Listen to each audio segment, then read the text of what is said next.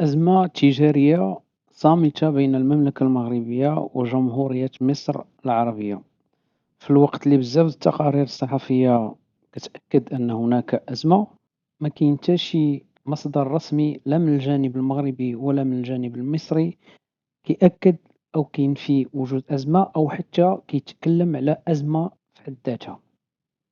واش هاد الأزمة من المرجح أنها تحول لأزمة سياسية بين البلدين؟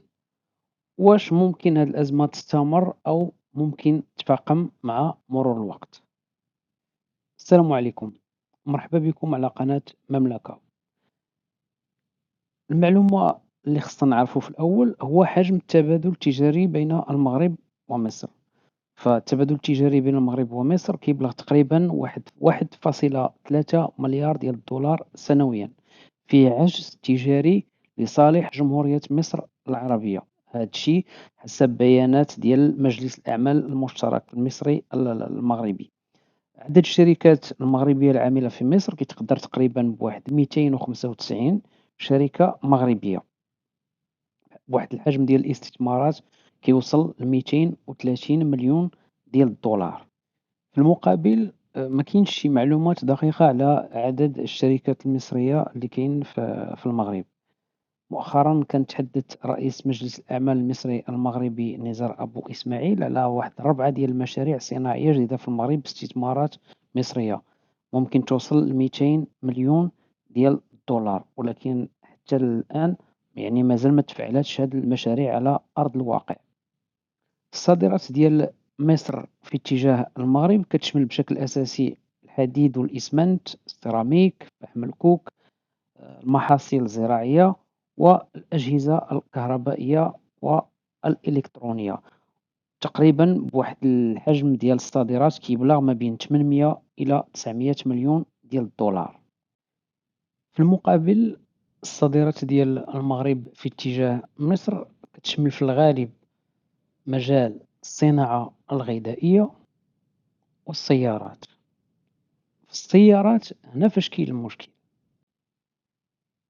فالجانب المغربي كيقول أن السلع ديالهم اللي كتمشي للأسواق المصرية ما كتستافدش من نفس التسهيلات اللي كتستافد منها السلع المصرية ملي كتدخل للأسواق المغربية. هنا أخص بالذكر السيارات.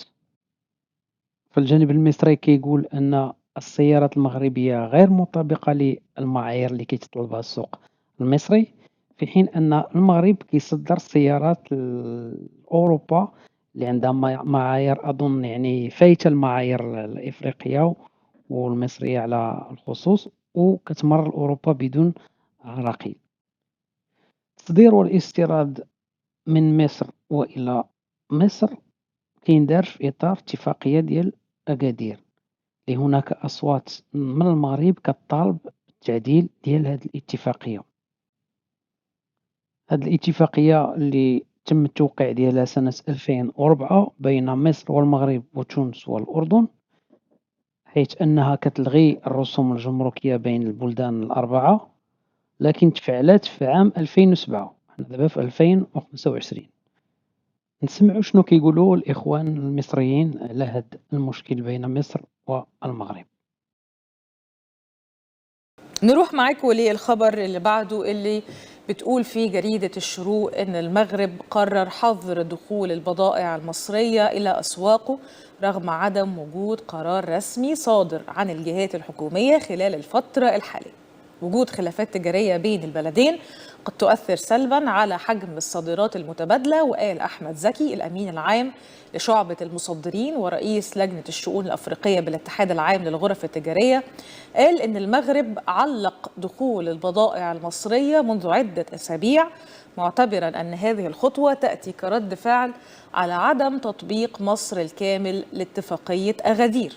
وتهدف اتفاقية أغادير التي تم توقيعها في فبراير 2004 إلى تعزيز التبادل التجاري الحر بين الدول العربية المتوسطية الأربعة اللي هي مصر، المغرب، تونس والأردن، بهدف زيادة التبادل التجاري البيني وكذلك مع الاتحاد الأوروبي. وأوضح زكي أن مصر لا تستورد السيارات المغربية، وهو ما يدفع المغرب إلى تعليق الصادرات المصرية بشكل دوري كوسيلة ضغط للسماح بدخول السيارات المغربية للأسواق المحلية. أشار أيضا إلى أنه أبرز السلع المصرية المصدرة إلى المغرب تشمل السيراميك والسلع الغذائية والخضروات والفاكهة، بالإضافة للحديد وغيرها وغيرها من السلع اللي بيتم تصديرها للمغرب. الحقيقة يعني عدم إدخال أو عدم رغبة المغرب في إدخال هذه المنتجات المصرية واستيراد المنتجات المصرية زي ما قلت لحضراتكم ممكن يكون ليه علاقة ببعض السياسات اللي بتطبقها مصر في الأساس. يعني مصر قالت إنه على سبيل المثال،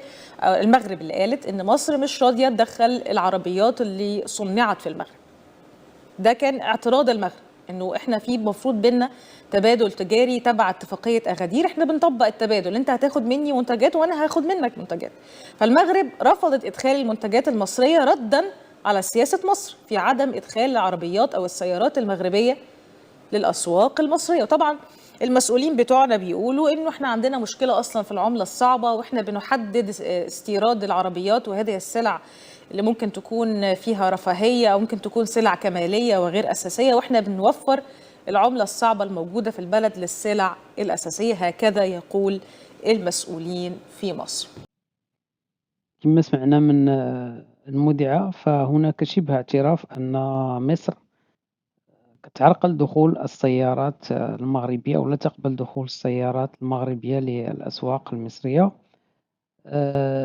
اللي هو معروف حتى الآن أن مصر منذ القيام بتعويم الجنيه المصري وقعوا لها مشاكل في الاقتصاد ديالها.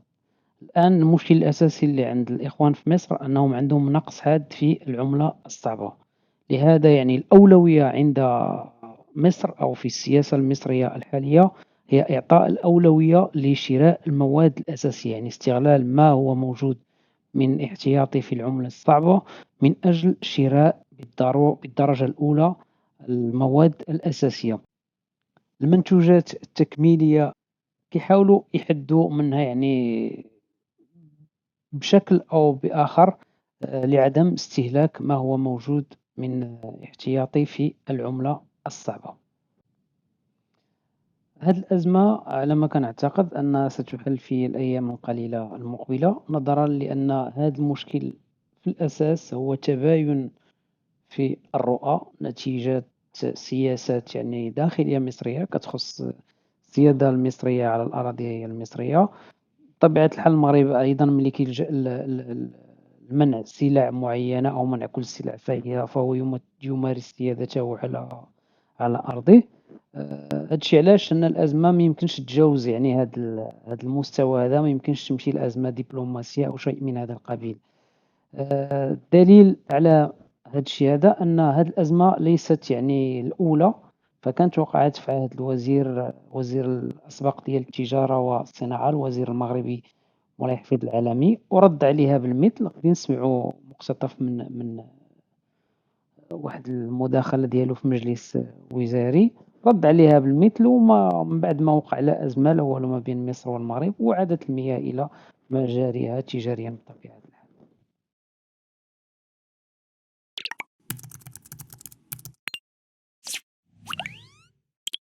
لا كنزيرو شويه.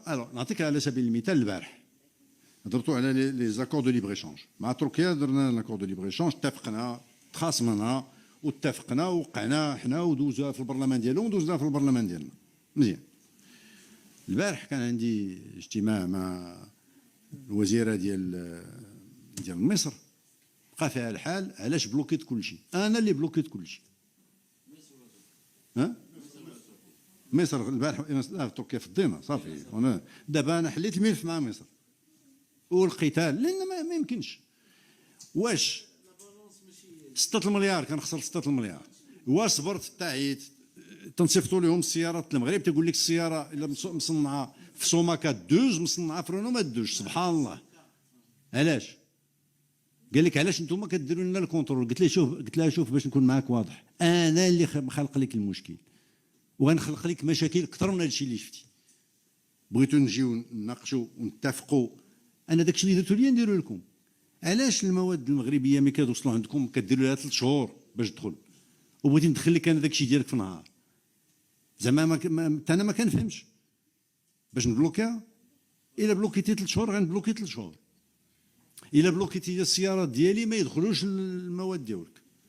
قالت لك لا دابا فهمنا، في الاول كانوا ما تعترفوش بينا نهائيا، دابا قال لك اسيدي فهمنا صافي نديروا اللجنه هذا ونحلوا المشاكل. مرحبا، حنا خوت، نديروا اللجنه ونحلوا المشاكل ديالنا، حنا خوت سي فغي، ولكن ماشي خوت باش تستافد مني ونتفرج فيك انا نصنع وهادشي ديالي تلوحوا ليا وداكشي ديالك تجي تبيعوا ليا في المغرب، مستحيل. دونك هاد دي زاكور دو ليبر ايشونج غاديين معاهم واحد بواحد، واللي خرج الطريق كنديروا خدمتنا، ما كنتصروا على حد، كنقولوا للناس داكشي اللي كديروا لينا غنديروه لكم، لان حنا ماشي فوزيت ان بيي ديفلوبي وحنا سو ديفلوبي. كنشكركم على حسن المتابعة، وإلى فيديو لاحق إن شاء الله.